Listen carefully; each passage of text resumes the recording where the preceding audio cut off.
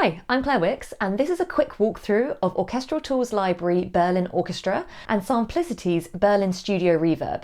Now, there's a really good reason that I've put these both together in one walkthrough, and that's that they share a crucial thing in common, and that is Teldec Studio. So, like a lot of Orchestral Tools libraries, Berlin Orchestra was all recorded on Teldec Studio's scoring stage, and that is the exact space that Simplicity's Berlin Studio Reverb has been modelled on. So that's pretty useful for a couple of reasons. Firstly, if you're mixing Berlin Orchestra with other libraries that are recorded in different spaces or with live recordings, then you can use Berlin Studio Reverb to put all of your sounds into the same space. Secondly, I'm going to show you how you can use Berlin Studio Reverb with Berlin Orchestra to play around with the mic positions and just manipulate the sound of the samples a bit. Before any of that though, I've written a quick demo so that you can hear Berlin Orchestra being used with Berlin Studio Reverb. It's all sounds from Berlin Orchestra except for a couple of live tracks that I recorded on the flute and piccolo. I did those in here, which doesn't have quite the same proportions as Teldec's scoring stage, but I used Berlin Studio Reverb to bring those live tracks into the same space as the samples. Here it is.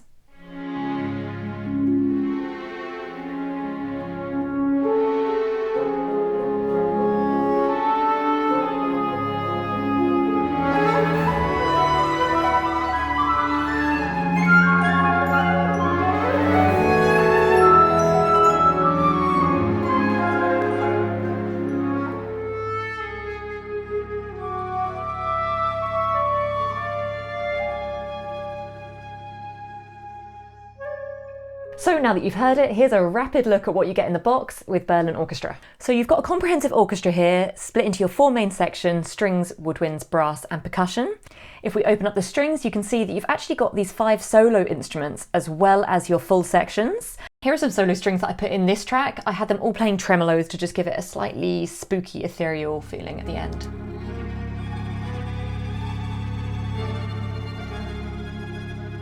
In the woodwinds, you can see that you get separate recordings for every single instrument. So if you want to write for, say, 2 flutes, you've got slightly different sounds, different individuals performed both those parts. Likewise, we've got those same options for brass and horns. You've got 4 separate horns here, 3 trumpets, 2 trombones. Also, you'll see in the brass that we've got these ensemble patches. That's really useful if you want to do unison writing or get something down really quickly. So as I go through these, you can see that every single instrument has a nice variety of articulations, and they all come with legato. Moving on to percussion, you've got a whole patch dedicated to a wide variety of drums. You've got your unpitched metals, that's cymbals, piatti, but also some scrapes and swooshes, really atmospheric sounds in there as well. We've also got tuned percussion in here, including celesta.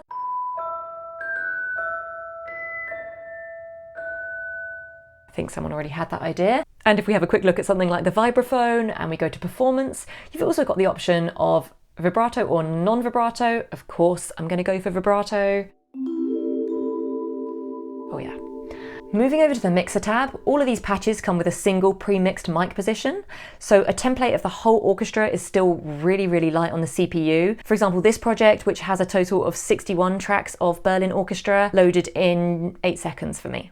So that brings me on to Berlin Studio Reverb. Now, what I love about this is that it's a reverb that's genuinely created with orchestral writing in mind. You can see on the plugin that you've got this recording stage layout. So depending on what you select here, instead of giving you just the generic sound of a hall or a studio, it's actually going to give you the exact reverb response that would come from sitting and making a sound in that position in Teldec Studio scoring stage. You've got your choir at the back and a few sections that have a bit more detail. Firstly, the horns. Now they've got 3 positions here.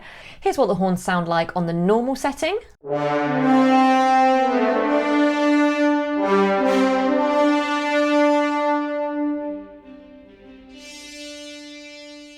Now, if I change that to bells up, see if you can hear the difference.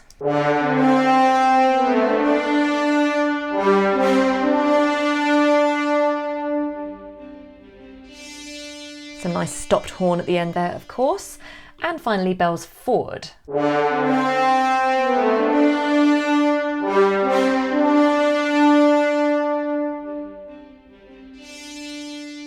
So we just get this slight variation in how the room would respond to the horns playing in that way.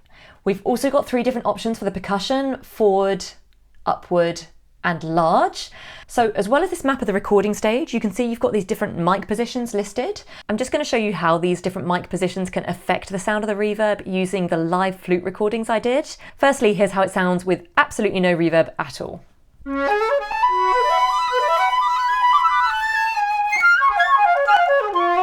And I can only apologise that the click did bleed into that recording ever so slightly, please forgive me. And now let's hear a little bit of each of these mics one at a time.